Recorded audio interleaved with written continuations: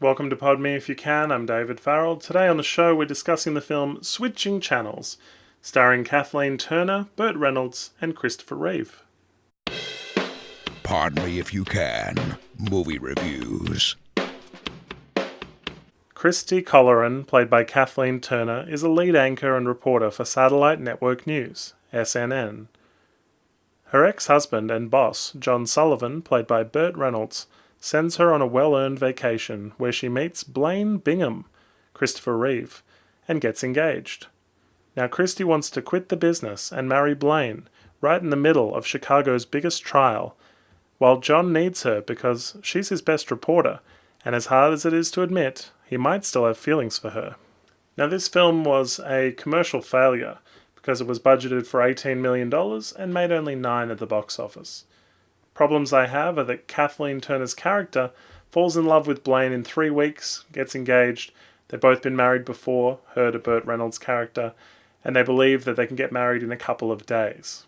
Burt Reynolds' character is the kind of guy that's on the news cycle 24/7 and eating Domino's pizza for breakfast.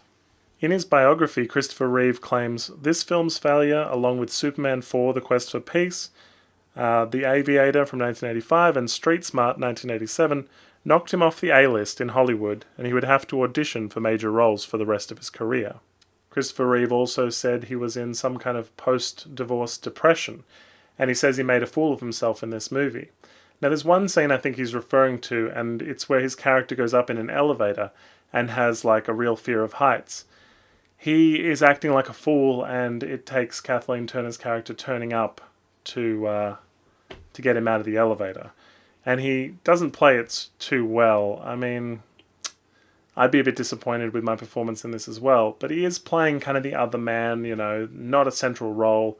And you'd think that this would be kind of water off a duck's back, but it obviously got to him. Michael Caine was originally supposed to be in his role. The man on death row killed a drug dealer that caused his son's death, but the drug dealer was a cop. Now he's going to be executed unless her report can change the governor's mind at the 11th hour. So the fact that her reporting could save a man's life is what really pulls her back into reporting. The governor and the would-be governor get far too much screen time with only a few jokes. I really feel like this was meant to be a comedy. A lot of it comes off as a dramedy. Kathleen Turner is fine in the film, but it never feels like she's going to end up with Blaine, Christopher Reeve's character.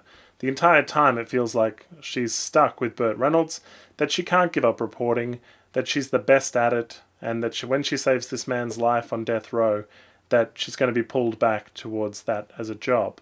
Rather than be a housewife, have a couple of kids, she does spruik that she's going to be a reporter on a morning television show, but it doesn't seem like it's going to fulfill her. Now the ending of this film is probably the worst part.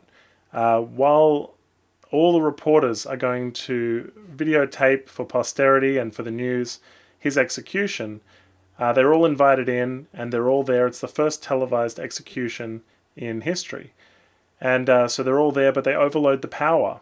And somehow, the man who's about to be executed escapes. And it becomes more and more farcical as it goes along. And look, she's trying to hide him at one point in a photocopier. They try and buy the photocopier so they can get the exclusive interview with him. They continue to think that the governor, once he wakes up from his nap, will pardon the man. So it becomes a farce of like stalling for time, and very hard to believe and go with. The hapless pursuit of the fugitive is what's frustrating, because they literally go floor to floor and just kind of guess that he's behind a door, then shoot the door. They have no information of where he's hiding, where the fugitive's whereabouts are. And I suppose it's meant to be funny, and it isn't. And if it was funnier, maybe we could have really forgiven this entire third act. There's such a lazy ending when everything is resolved as well. Burt Reynolds' character just implies that they're going to get married again. He proposes without proposing, and she marries him, marries her ex-husband despite all their former issues. And then at the end we get some stupid freeze frame, and it's not anything. You feel like they're all going to wind up in the same place they were at the beginning of the film. They'll be divorced, and she'll be unhappy and overworked, and then eventually need another vacation.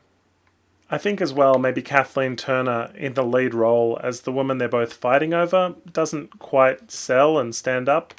Christopher Reeve kind of plays a superhero, except he wears a yellow singlet in one scene, which is a bit hard to forgive. But he sweeps in and saves her from her life, and he's a multi-millionaire. And he's obviously a threatening force for Burt Reynolds' character. But again, you never quite feel that she's going to run away with him. This is a very average one. I suppose it just doesn't stand the test of time. Thanks for watching. If you like what you see, please hit the subscribe button.